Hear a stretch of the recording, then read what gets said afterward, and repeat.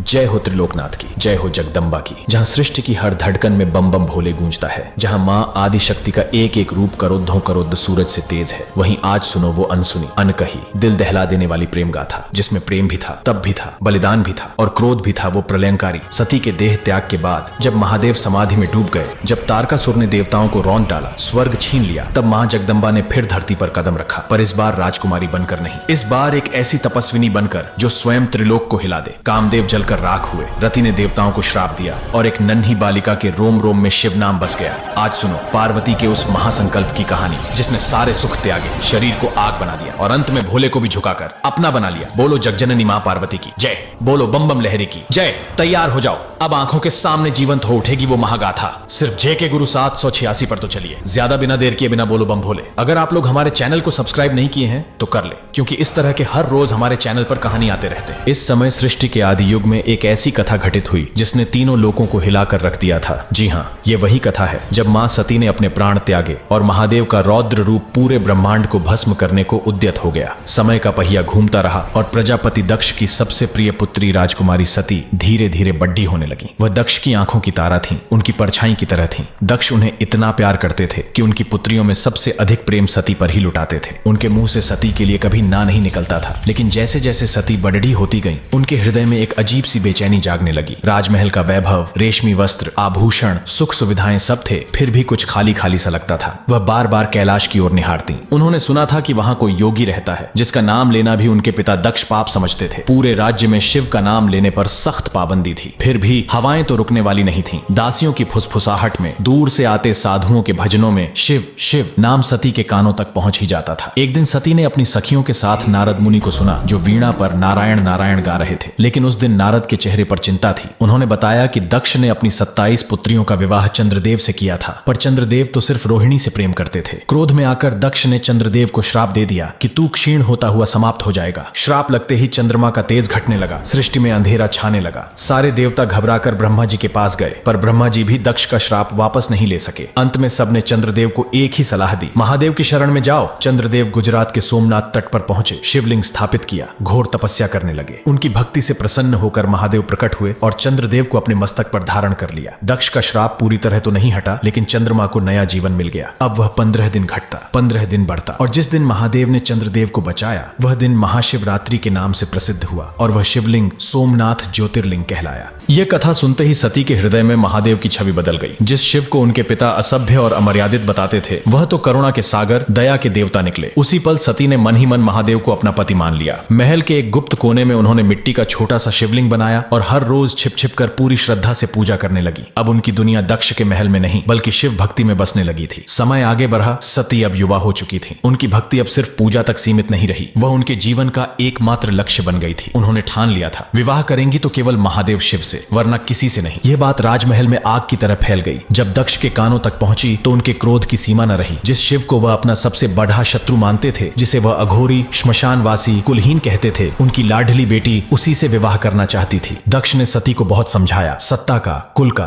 पिता का वास्ता दिया। शिव को दरिद्र, भूत प्रेतों का स्वामी, अमर्यादित बताया, लेकिन सती पर कोई असर न हुआ। उन्होंने शांत पर दृढ़ स्वर में कहा, पिताजी, मेरे लिए महादेव ही संपूर्ण सृष्टि हैं। मैंने उन्हें मन, वचन, कर्म से अपना पति स्वीकार कर लिया है। मेरे जीवन में किसी दूसरे पुरुष का स्थान नहीं। पुत्री का यह हठ देख दक्ष का अहंकार तिलमिला उठा। उन्होंने चुनौती दी, ठीक है, मैं तेरे लिए तीनों लोकों का सबसे भव्य स्वयंवर रचता हूँ। सभी देवता, राजा, यक्ष, गंधर्व आएंगे, बस एक व्यक्ति को निमंत्रण नहीं मिलेगा, महादेव शिव को। दक्ष का दांव था कि जब शिव नहीं आएंगे तब सती अपमानित होकर किसी और को वरमाला पहना देंगी। स्वयंवर का दिन आया। दक्ष का राजमहल इंद्रपुरी से भी अधिक भव्य लग रहा था। ब्रह्मा जी, विष्णु जी तक उपस्थित थे, पर चुप थे, क्योंकि वे जानते थे यह नियति का खेल है। सती वरमाला हाथ में लेकर सभा में आई। उनकी आंखें सिर्फ एक चेहरे को ढूंढ रही थीं, वह कहीं नहीं था। दक्ष का चेहरा अहंकार से चमक रहा था। सती सभा के बीच में रुकी, आंखों में आंसू, चेहरे पर दृढ़ संकल्प। ऊंचे स्वर में बोली, मेरे पिता ने सभी को बुलाया, सिवाय मेरे आराध्य महादेव के, लेकिन भले वे शारीरिक रूप से यहाँ न हो, यह संपूर्ण ब्रह्मांड उन्हीं में समाया है। कहकर सती ने आंखें बंद की, महादेव का स्मरण किया और वरमाला हवा में उछाल दी। वरमाला हवा में घूमी और अचानक सभा के केंद्र में दिव्य ज्योति प्रकट हुई। प्रकाश शांत हुआ तो वहां जटाधारी, सर्पों से सुसज्जित, भस्म रमित महादेव स्वयं खड़े थे और वरमाला उनके गले में सुशोभित थी। दक्ष का अहंकार चूर चूर हो गया। सती दौड़कर कर महादेव के चरणों में गिर पड़ेगी। महादेव ने मुस्कुराते हुए उन्हें उठाया और अपनी पत्नी के रूप में स्वीकार कर लिया। इस तरह सती की भक्ति और हठ ने जीत हासिल की और उनका विवाह महादेव से संपन्न हुआ। लेकिन कहानी यहीं खत्म नहीं होती। यह तो बस उस महाप्रलय की शुरुआत थी जो आगे चलकर पूरे ब्रह्मांड को हिला देने वाली थी। जारी है। जब दक्ष का अहंकार फिर से उठाएगा और सती का त्याग व महादेव का रौद्र तांडव तीनों लोगों को भस्म करने को आतुर हो जाएगा। बम भोले। विवाह के बाद राजकुमारी सती ने दक्ष का सोने चांदी से जड्डा भव्य महल छोड़ दिया और अपने स्वामी के साथ बर्फीले कैलाश पर आ गई। कहां दक्ष का राजमहल जहां नौकर चाकर, रेशमी बिस्तर, हीरे जवाहरात थे, और कहां कैलाश जहां चारों तरफ सिर्फ बर्फ, चट्टाने और ठंडी हवाएं। सती जो रेशमी साड़ियों में पली बरी थीं, अब वलकल वस्त्र पहनने लगी। जहां कभी आभूषणों की झंकार होती थी, अब सिर्फ डमरू की धुन और नंदी की हुंकार गूंजती थी। शुरू में उन्हें थोड़ा कष्ट हुआ, पर जैसे जैसे दिन बीतते गए उन्हें समझ आने लगा कि असली सुख बाहर की चमक दमक में नहीं बल्कि महादेव के चरणों की शांति में है। सती शिव के रंग में पूरी तरह रंग गई। कैलाश ही उनका संसार बन गया। लेकिन उधर कनखल में प्रजापति दक्ष का अहंकार जल रहा था। उनकी लाडली बेटी अब एक अघोरी की पत्नी बनकर भस्मी, सांप और भूत प्रेतों के बीच रह रही थी। यह सोच सोच कर उनका खून खौलता था। उन्होंने ठान लिया, अब मैं शिव को ऐसा सबक सिखाऊंगा कि तीनों लोग देखते रह जाएं। उन्होंने एक ऐसा महायज्ञ रचा जैसा पहले कभी किसी ने नहीं किया था। तीनों लोकों के सारे देवता,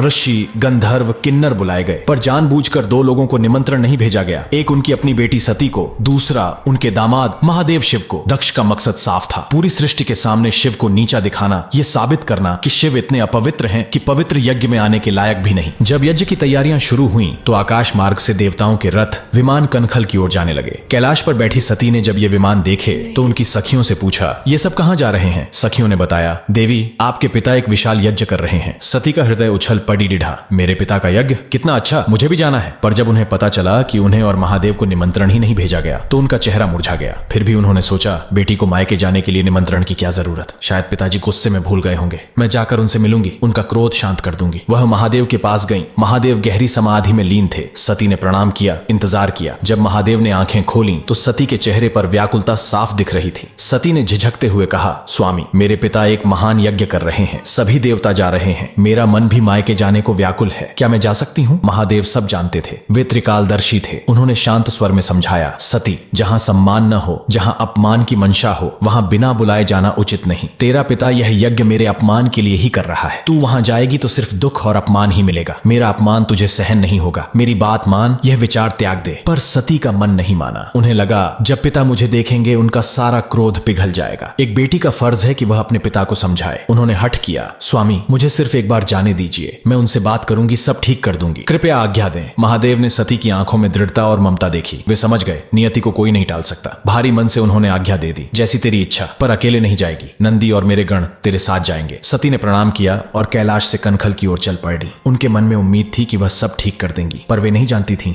कि वे अपने जीवन की सबसे बड़ी त्रासदी की ओर कदम बढ़ा रही हैं। ऐसी त्रासदी जो पूरे ब्रह्मांड को हिलाकर रख देगी। जब सती अपने गणों के साथ दक्ष के महल पहुंची तो द्वार पर ही उन्हें रोक लिया गया। कोई स्वागत नहीं, कोई आरती नहीं। यज्ञशाला से मंत्रों की गूंज आ रही थी, पर अपनी बेटी के आने पर दक्ष के चेहरे पर खुशी की एक रेखा भी नहीं। मां प्रसूति और कुछ बहनें दौड़कर मिली। उनकी आंखों में आंसू थे। वे बोली, सती, वापस चली जा। तेरा पिता बहुत क्रोधित है। पर सती ने कहा, नहीं, मैं पिताजी से मिले बिना नहीं जाऊंगी। जैसे ही सती यज्ञशाला में कदम रखी, एक पल को सन्नाटा छा गया। सारे देवता, ऋषि उन्हें देखते रह गए। दक्ष मुख्य आसन पर बैठे थे। उन्होंने सती को देखा और मुंह फेर लिया जैसे कोई अजनबी हो। सती का दिल टूट गया। फिर भी हिम्मत बांधकर पिता के पास गई। पिताजी, मैं आपकी पुत्री आपसे मिलने आई हूँ। तब दक्ष का दबा हुआ सारा क्रोध ज्वालामुखी बनकर फूट पड़ा। वे आसन से उठे और पूरी सभा के सामने गरजे, पुत्री, तुम मेरी पुत्री नहीं रही। तुमने उस श्मशानवासी, भूत प्रेतों के स्वामी, नंगे अघोरी शिव से विवाह करके मेरे कुल का नाम डुबो दिया। मैंने सारे देवताओं को यज्ञ भाग दिया, पर तेरा वो पति इस पवित्र यज्ञ के लायक ही नहीं, इसलिए मैंने उसे नहीं बुलाया। पिता के मुंह से अपने स्वामी का ऐसा घोर अपमान सुनकर सती का शरीर क्रोध और पीड़ा से कांपने लगा। उनकी आंखों से आंसू बह रहे थे। महादेव की हर चेतावनी सच हो रही थी। फिर सती ने गगनभेदी स्वर में कहा, बस पिताजी, बस करिए। जिस शिव का आप अपमान कर रहे हैं, उनकी कृपा से ही यह सृष्टि टिकी है। ब्रह्मा विष्णु जिनके चरणों में मस्तक झुकाते हैं, उन्हें आप अपने अहंकार में तुच्छ बता रहे हैं। आज आपने न सिर्फ महादेव का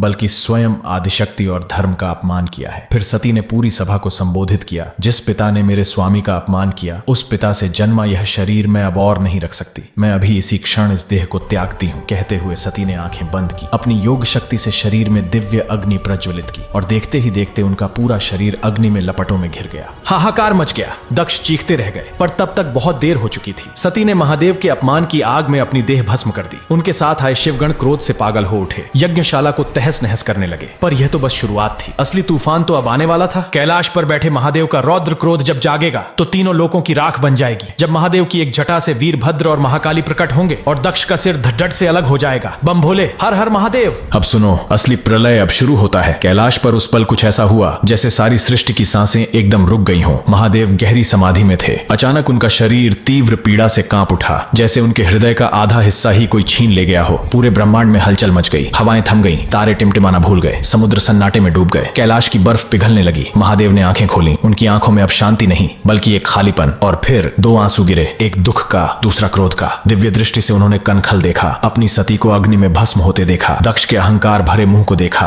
और बस फिर क्या था, महादेव का संयम टूट गया। उनका वह रौद्र रूप प्रकट हुआ जिसे देखकर त्रिदेव भी कांपते हैं। रुद्र अवतार, जटाएं खुल गईं, आंखें लाल, त्रिशूल हाथ में चमकने लगा। उन्होंने अपनी एक जटा उखाड़ दी और पूरे बल से कैलाश पर्वत पर दे मारा। धाड़ धाड़ धाड़, धरती फट गई, आकाश हिल गया। उस जटा से एक महाविस्फोट हुआ और उसमें से निकला सहस्त्र भुजाओं वाला, 3 नेत्रों वाला, कोयले से भी काला, अंगारों से जलती आंखों वाला महादेव के क्रोध का साक्षात रूप वीरभद्र। और उसी क्रोध की ज्वाला से प्रकट हुई महाकाली, जिह्वा लपलपाती, खड्ग चमकता, मुंडमाला हिलती हुई। महादेव ने गर्जना की जो तीनों लोकों में गूंजी, जाओ वीरभद्र, दक्ष का वह पाखंडी यज्ञ राख कर दो जिसने मेरी सती का अपमान किया। उसका सिर काट दो, कोई नहीं बचेगा, आज सबका हिसाब होगा। वीरभद्र ने हुंकार भरी, हररतर, धरती हिल गई, आकाश फट गया। लाखों शिवगण, भूत प्रेत, प्रेत सेना लेकर वे कनखल की ओर दौड़े जैसे मौत का तूफान आ रहा हो। उधर यज्ञशाला में पहले से ही शिवगण तहस नहस मचा रहे थे, पर जब वीरभद्र और काली की सेना पहुंची तो वहां प्रलय बन गया। तभी सामने आकर खड़े डिढ़े हो गए सृष्टि के पालक भगवान विष्णु। गदा उठाए, शांत पर दृढ़ स्वर में बोले, रुको वीरभद्र, मैंने दक्ष को इस यज्ञ के निर्विघ्न समापन तक रक्षा का वचन दिया है, मुझे पहले परास्त करना होगा। वीरभद्र हंसे, अट्टहास किया, धर्म, जिसने जगत जननी सती का अपमान किया उसकी रक्षा करना धर्म है नारायण। आज महादेव का क्रोध कोई वचन नहीं रोक सकता। और फिर शुरू हुआ वह महायुद्ध जिसे देखकर देवता भी आंखें बंद कर लें। सुदर्शन चक्र वस त्रिशूल, गदा वस खड्ग, हर प्रहार से आकाश में बिजलियां कदडकती, धरती कांपती, समुद्र उफनते। युद्ध चरम पर था। तभी एक पल को वीरभद्र को विष्णु के चेहरे में अपने स्वामी महादेव के ही दर्शन हुए। वे ठिठक गए, हाथ से अस्त्र गिर गया और वे घुटनों पर बैठ गए। क्षमा करें प्रभु, मैं अंधा हो गया था, आप में ही मेरे शिव हैं, मैं अपने ही स्वामी पर प्रहार कर रहा था। विष्णु मुस्कुराए, उठो वीरभद्र, यह नियति का खेल था, मैंने अपना वचन निभा लिया, अब जाओ अपना कार्य पूरा करो। कहकर विष्णु अंतर्धान हो गए। अब कोई बाधा नहीं थी। वीरभद्र ने एक झपट्टे में दक्ष को पकड़ ढहा और तलवार चमकी, खचाक, दक्ष का सिर धड़ से अलग और वह सिर यज्ञ की अग्नि में फेंक दिया गया। यज्ञशाला राख हो गई, देवता भागे, रश्मि छिपे, पूरी कनखल में खून की नदियां बहने लगीं। तभी कैलाश से स्वयं महादेव प्रकट हुए, सती का जला हुआ शरीर कंधे पर उठाया और शुरू हुआ वह भयानक तांडव। हर कदम पर धरती फटती, पर्वत हिलते, सृष्टि कांपती। देवता घबराकर विष्णु के पास गए, प्रभु अब तो सृष्टि ही नष्ट हो जाएगी। विष्णु ने सुदर्शन चक्र चलाया, खचाक चाक चाक, सती के शरीर के 51 टुकड़े हो गए और जहां जहां टुकड़ा गिरा वहां शक्तिपीठ बन गया। अंत में महादेव थके, सती का एक टुकड़ा हृदय हाथ में लेकर हिमालय पर जाकर घोर तपस्या में लीन हो गए। और वहीं से आगे की कथा शुरू होती है, माँ पार्वती के जन्म की। बस भाई, पूरी दक्ष यज्ञ कांड की आग अब समाप्त। अब तुम्हारी बारी, जब तुम अगली कथा, पार्वती जन्म, तपस्या, शिव पार्वती विवाह, कार्तिकेय गणेश जन्म, तारकासुर वध आदि। और जिस गुफा में कभी कोई पक्षी भी नहीं पहुंचा, जहां बर्फ की सिल्लियां शरीर चीरती थीं, जहां सांस तक जम जाती थी, उसी गुफा में बैठी वो राजकुमारी जिसने अपना नाम तक छोड़ेच दिया, जो अब अपर्णा कहलाने लगी क्योंकि उसने पत्ता तक खाना त्याग दिया था। अब बस एक ही ज्वाला जल रही थी, उसके हृदय में, उसकी सांसों में, उसकी नस नस में, शिव शिव शिव। अगले भाग में देखिए, जब मां अपर्णा की तपस्या इतनी प्रचंड हो जाएगी कि स्वर्ग की गर्मी बारात जाएगी, धरती कांपने लगेगी और अंत में स्वयं भोले को आना पड़ी ढेगा उस तपस्विनी के चरणों में। बस इतना याद रखना, जब तक मां पार्वती की कथा चलेगी तब तक ये चैनल बंद मत करना, क्योंकि ये सिर्फ कहानी नहीं, ये वो आग है जो हर दिल में शिव मिलन की ललक जगा देगी। अगले एपिसोड तक हर हर महादेव, जय मां पार्वती, जय भोलेनाथ। वीडियो को अभी लाइक कर दो, शेयर कर दो और सब्सक्राइब करके घंटी दबा दो, क्योंकि मां की कृपा अब तुम्हारे घर तक आने वाली है। बम भोले, बम भोले, बम भोले।